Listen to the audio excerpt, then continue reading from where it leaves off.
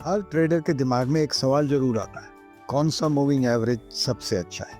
लेकिन सच ये है कि कोई भी एक मूविंग एवरेज हर सिचुएशन में परफेक्ट नहीं होता। डिफरेंट ट्रेडिंग स्टाइल्स के लिए डिफरेंट मूविंग एवरेजेस का इस्तेमाल होता है। इस वीडियो में आप सीखेंगे स्कैल्पिंग, इंट्राडे, स्विंग और पोजिशनल ट्रेडिंग के लिए कौन से मूविंग एवरेज इफेक्टिव हैं और क्यों। दूसरा, हर स्टाइल में देखी गई प्रोबेबिलिटी ऑफ सक्सेस। और आखिर में एक क्विक रेफरेंस गाइड जो आपके ट्रेडिंग डेस्क पर हमेशा काम आएगी। और वीडियो के अंत तक बने रहिए क्योंकि एंड में एक बोनस टिप है जो आपके विनिंग ट्रेड्स के चांसेस बढ़ा सकती है। तो चलिए शुरू करते हैं। सबसे पहले स्कैल्पिंग को देखते हैं। स्कैल्पिंग में हर सेकंड की कीमत होती है और यहाँ आपका गोल है तेज एंट्री और तेज एग्जिट। ज्यादातर स्कैल्पर्स ईएमए को प्रेफर करते हैं क्योंकि ये प्राइस एक्शन को जल्दी फॉलो करता है। पॉपुलर कॉम्बिनेशंस हैं 5 EMA plus 13 EMA, 8 EMA plus 21 EMA, 3 EMA plus 8 EMA। EMA recent price को ज्यादा वेट देता है, इससे ये छोटे छोटे मूव्स तुरंत पकड़ लेता है। एक एग्जांपल लेते हैं। 1 मिनट चार्ट पर 5 EMA और 13 EMA लगाइए। जब फास्ट यानी कि 5 EMA स्लो EMA के ऊपर क्रॉस करे तो वहाँ पे पॉसिबल बाय सिग्नल जनरेट होता है और नीचे की तरफ क्रॉस करे तो सेल सिग्नल जनरेट होता है। प्रॉपर रिस्क मैनेजमेंट के साथ ये सेटअप अक्सर 60 से 65% तक एक्यूरेट परफॉर्म करता है, खासकर जब मार्केट में मोमेंटम तेज हो। लेकिन याद रखिए, एक्यूरेसी सिर्फ एक नंबर है, असली गेन तो रिस्क रिवॉर्ड बैलेंस में। अब चलते हैं इंट्राडे ट्रेडिंग की तरह। यहाँ पर आपको स्कैल्पिंग से थोड़ी ज़्यादा स्टेबिलिटी और कम नॉइस चाहिए। जो कॉमन सेटअप है वो 9 EMA प्लस 21 EMA है, 20 SMA प्लस 50 SMA है और 15 EMA plus 45 EMA। 20 SMA plus 50 SMA 15 minute और 1 घंटे की चार्ट पर फॉल्स सिग्नल फिल्टर करने में मदद करता है। लॉजिक ये है कि SMA ज़्यादा स्मूथ होता है EMA के मुकाबले और चॉपी मार्केट्स में भी क्लैरिटी देता है। सो एग्जाम्पल के लिए देखते हैं कि ट्रेंड पकड़ने के लिए पहले 15 मिनट्स का चार्ट देखें। 20 SMA कंसिस्टेंटली 50 SMA के ऊपर होना चाहिए और प्राइस इन दोनों के ऊपर, तो ये बुलिश बायस हो जाता है। अब 5 मिनट के चार्ट पर एंट्री सिग्नल ढूंढना है, वो काफ़ी इफेक्टिव रहता है।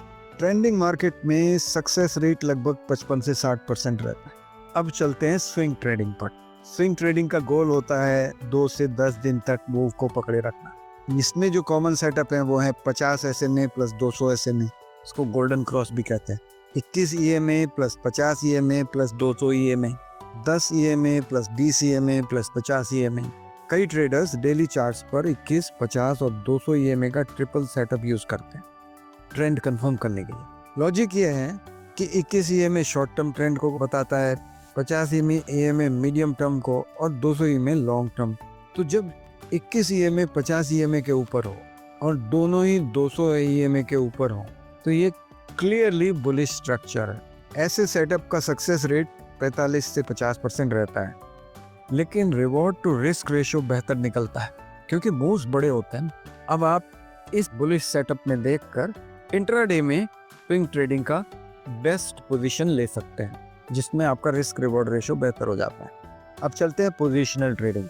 ज़्यादातर long term traders major trend shift पकड़ने के लिए यूज़ करते हैं। Number 1, 50 SMA plus 200 SMA, 20 SMA 50 SMA plus 200 SMA या फिर 100 EMA और 200 EMA।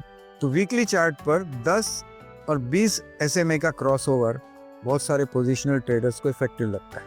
जब ये क्रॉसओवर वीकली चार्ट पर हो जाए तो फिर डेली चार्ट पर जाकर आप उसी डायरेक्शन में, अगर वीकली में बुलिश था तो डेली में भी बुलिश सिग्नल देखते हुए आप एंट्री लेंगे और अगर बेरिश सिचुएशन है तो भी वीकली चार्ट पर बेरिश मोड देखकर डेली चार्ट में पोजीशन लेंगे, तो ये ज़्यादा सक्सेसफुल और लेस रिस्की रहेगा।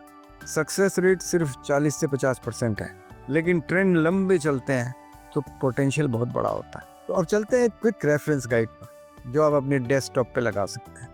1 मिनट का चार्ट पर 5 EMA प्लस 13 EMA, 5 मिनट के चार्ट पर 8 EMA plus 21 EMA, 15 minutes chart पर 20 SMA और 50 SMA, 1 आवर चार्ट पर 21 EMA plus 50 EMA, daily chart पर 50 SMA plus 200 SMA, weekly chart पर 10 SMA या 20 SMA। अब हम एक रियलिटी चेक की तरफ चलते हैं।